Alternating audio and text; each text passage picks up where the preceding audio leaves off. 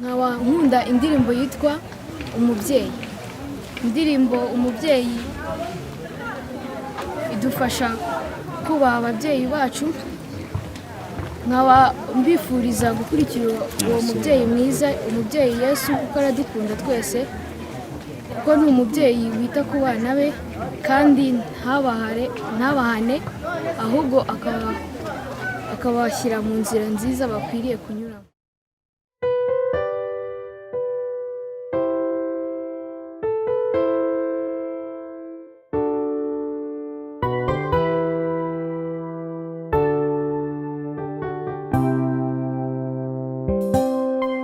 Reka mbabwire umubyeyi uruta abandi atete shatarobanura. Uwo mubyeyi mbabwira ni Yesu, umufite ntacyo azabura. Reka mbabwire umubyeyi uruta abandi atete shatarobanura. Uwo mubyeyi mbabwira ni Yesu, umufite ntacyo azabura.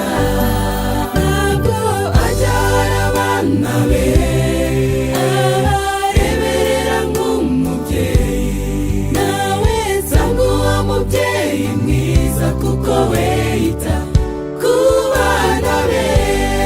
Ntabwo ajyana abana be abareberera nk'umubyeyi, nawe nsanga uwo mubyeyi mwiza kuko we yita ku bana be.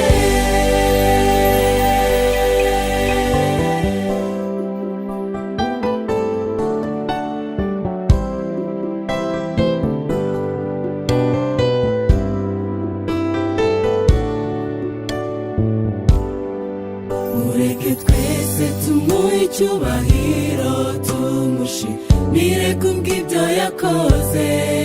We witanze maze akadupfira, umufite ntacyo azabura. Mureke twese tumuhe icyubahiro, tumushimire kubw'ibyo yakoze. We witanze maze akadupfira, umufite ntacyo azabura.